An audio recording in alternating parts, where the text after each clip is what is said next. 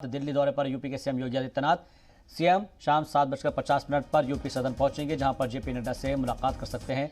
वजीर आला Yogi Adityanath, UP BJP के रियासती सदर स्वतंत्र देव सिंह भी दिल्ली में हैं। कई अहम उमूर पर तबादला ख्याल मुमकिन है।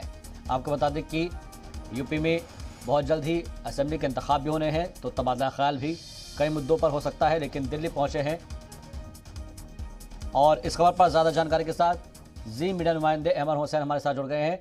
अहमर, आज सीएम योगी की मुलाकात होने जा रही है जेपी नड्डा से, और साथ ही उनके हैं स्वतंत्र देव सिंह जो कि रियासती एक तरीके से बीजेपी के सदर हैं। तो आपसे समझना चाहेंगे इस वक्त कि इस मुलाकात को लेकर क्या कुछ कहा जा रहा है कि किस मायने में ये मुलाकात की जा रही है? क्या टिकटों के बंटवारे या फिर जो आने वाले इलेक्शन है उनके मद्देनजर ये मुलाकात होगी? बिल्कुल शहबाज, देखिए हम आपको बता दें कि ये जो सीएम योगी का दिल्ली का दौरा है, ये अब से कुछ ही देर में दिल्ली पे पहुंचेंगे और वहां पर जेपी नड्डा से मुलाकात करेंगे।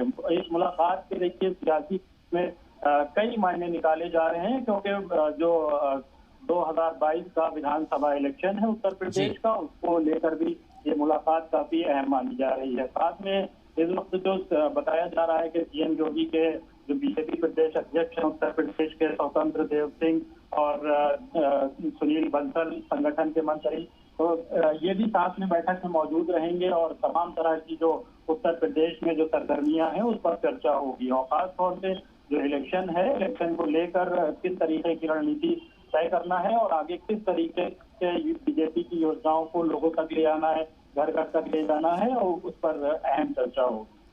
बिल्कुल, क्योंकि रियासती सदर स्वतंत्र देव सिंह भी मौजूद रहेंगे, इसलिए मैं ये समझने की कोशिश कर रहा हूं कि आखिर वक्त बेहद करीब है चुनाव का, और ख़ास करके यूपी इलेक्शन को लेकर छोटी छोटी पार्टियां हैं, वो भी अलायंस अगर कर रही है भारतीय जनता पार्टी से, तो उनको भी तवज्जो और तरजीह देनी है, ख़ासतौर पर जैसे अपना दल हुआ या फिर जो निषाद पार्टी हुई। तो क्या इनके भी जो लोग हैं उनसे भी कोई मुलाकात का प्रोग्राम बताया जा रहा है?